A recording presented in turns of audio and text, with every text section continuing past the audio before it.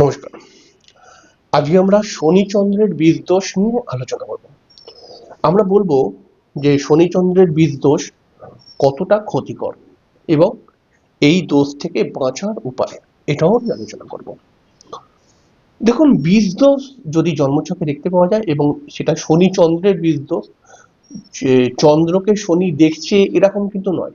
যদি ধরুন শনি চন্দ্র একসঙ্গে বসে থাকে এবং আমি কিছু কন্ডিশন বলবো, সেই কন্ডিশনের মধ্যে যদি বীজযোগ পড়ে যায়, তাহলে এই বীজযোগ কিন্তু অবশ্যই কর্মে বাধা, মানসিক টেনশন, মানসিক দুঃখ, সাংসারিক অভাব, এমনকি জটিল রোগ, দুর্ঘটনা, আর্থিক উপার্জন হচ্ছে না, ব্যবসার মধ্যে লস, বিবাহিত জীবনের সমস্যা এবং সন্তান হতেও অনেক সময় বাধাপ্রাপ্ত করে এই দোষ, ভাগ্য উন্নতির ক্ষেত্রে বাধাপ্রাপ্ত করে।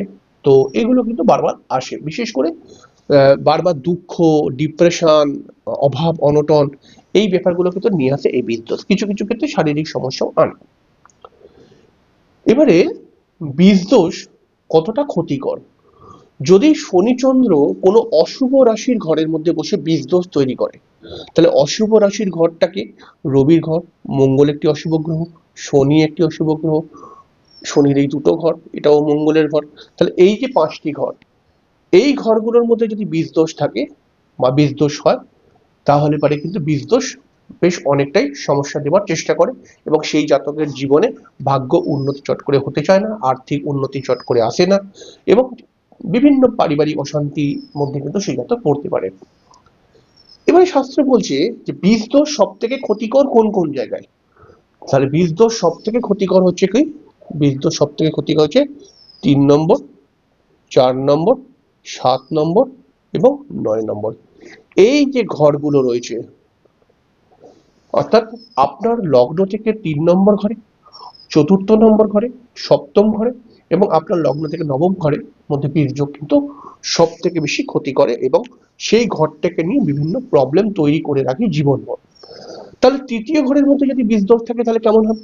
তৃতীয় ঘর থেকে আমরা ভাই বা বোন বিচার করি, তাহলে ভাই বা বোনের হঠাৎ দুর্ঘটনা, তার মানসিক টেনশন এবং ভাই বোনের সাথে একটা চরম বিবাদ, বিতর্কতা, মামলা মোকদ্দমা অনেক সময় চলে আসে, ভাই বোনের ডেভেলপমেন্ট হতে চায় না বা ভাই বা বোনের সঙ্গে আপনার সম্পর্ক হানি হতে পারে, সম্পর্কের বিচ্ছেদ হতে পারে। চতুর্থ ঘরের মধ্যে যদি বীজদোষ থাকে তাহলে কি হবে?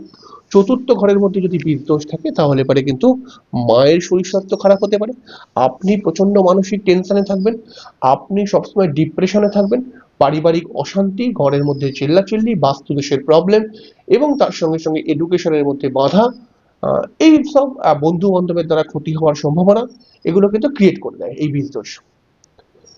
এবার যদি কারো সপ্তম ঘরের মধ্যে বীজদোষ থাকে, তাহলে সপ্তম ঘর থেকে আমরা ব্যবসা বা বিবাহিত জীবন বিচার করি, তাহলে বিবাহিত জীবনে প্রবলেম, বিবাহ হতে সমস্যা, বিবাহ যদি হয়ে যায় তাহলে বিবাহিত জীবন নিয়ে সমস্যা, স্বামী স্ত্রীর মধ্যে সবসময় বন্ডিং প্রবলেম, স্বামী স্ত্রীর সঙ্গে স্বামী স্ত্রীর মধ্যে কিন্তু সবসময় ঝগড়া অশান্তি, কোনো কোনো সময় গালিগালাজও চলতে পারে। এরকম বীজদোষ যদি সপ্তমে থাকে ডিভোর্স করে দেয় এবং ব্যবসার ক্ষেত্রে চরম লস নিয়ে আসে এরকম বীজদোষ। তো এবং আপনারও সম্মান হানি করে মাঝে মধ্যেই, ঠিক আছে? এবং নবম ঘরের মধ্যে এই বীজদোষ থাকলে পিতার স্বাস্থ্যহানি হয় এবং চট করে ভাগ্য উন্নতি হতে যায় না। এবারে বীজদোষ হলেই হবে না যে শনিচন্দ্র এখানে বসে রয়েছে তৃতীয় ঘরে বা চতুর্থ ঘরে বা সপ্তমে বা নবমে, তাহলেই যে এরকম হয়ে যাবে, তো হ্যাঁ হবে, তবে এটা বীজদোষের 50% এফেক্ট পাওয়া যাবে, 50% ইফেক্ট পাওয়া যাবে। তাহলে 100% এফেক্ট বীজদোষের কি করে আসবে?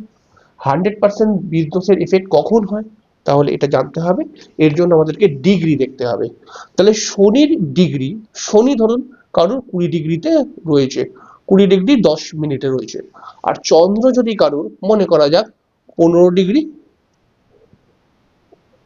12 মিনিটে রয়েছে, তাহলে শনি চন্দ্রের মধ্যে যদি 5 ডিগ্রির তফাৎ, 6 ডিগ্রি, 7 ডিগ্রি, 8 ডিগ্রি, 9 ডিগ্রি, অর্থাৎ শনি চন্দ্রের মধ্যে যদি 9 ডিগ্রির তফাৎ থাকে, তাহলে এই বীজদোষ কিন্তু ধীরে ধীরে ধীরে ধীরে প্রবল হতে শুরু করে।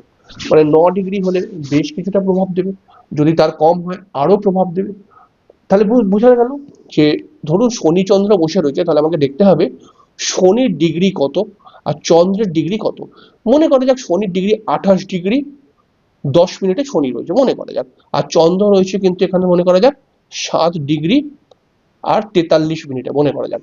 তাহলে চন্দ্র আর শনির মধ্যে অনেকটাই ডিস্টেন্স, 21° ডিস্টেন্স রয়েছে।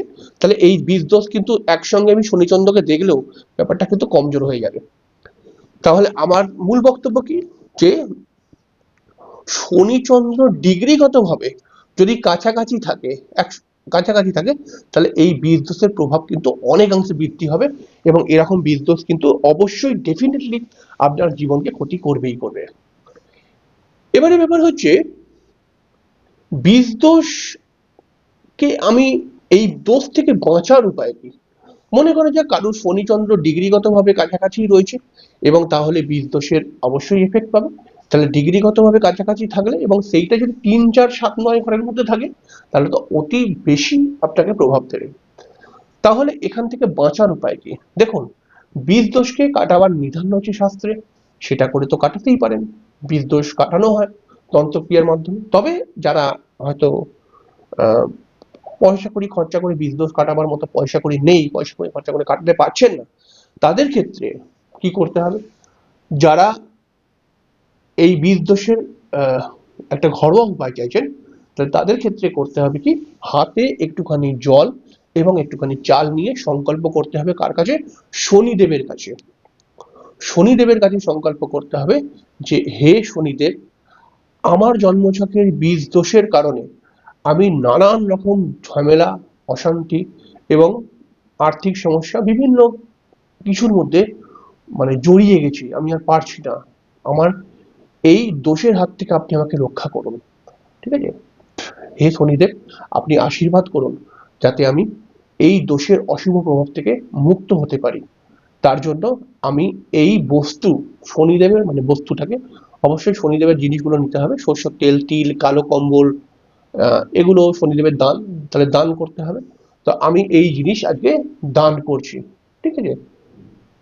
তো এটা বলে আপনি কিন্তু করবেন। তাহলে কি কি করতে হবে, আপনি সরষের তেল দান করতে পারেন শনির জন্য, সর্ষের তেল, কম্বল, সবসময় খেয়াল রাখবেন কালো কম্বল, হ্যাঁ, শনিদেবের জন্য কালো কম্বল, এটা কালো হবে। এছাড়াও হতে পারে তিল, লোহা, এছাড়াও হতে পারে কি, যদি কোনো শ্মশানে যদি কেউ সংকল্প করে শ্মশানে শনিদেবের যে কোনো প্রভাব কাটাবার জন্য কেউ যদি সংকল্প করে শ্মশানেতে একটা অশ্বত্থ গাছ পুঁততে পারে, তাহলে এটা হেভি বড় রেমেডি হয় শনিদেবের। এই রেমেডিটা লাল কিতাবের মধ্যে রয়েছে, প্রচন্ড ভালো রেমেডি। শ্মশানের মধ্যে গিয়ে যদি সংকল্প করে একটা অশ্বত্থ গাছ পুঁতে দেওয়া যায়, এটা শনিদেবের খুব ভালো রেমেডি হয়। তাহলে এরকম করে আপনি কিন্তু নিজের জন্মছকে 20 দোষের হাত থেকে অবশ্যই রক্ষা পাবেন। তাহলে আজকে হয়তো বোঝা গেল 20 দোষ কতটা ক্ষতিকর এবং কেমন করে ক্ষতিকর হয়।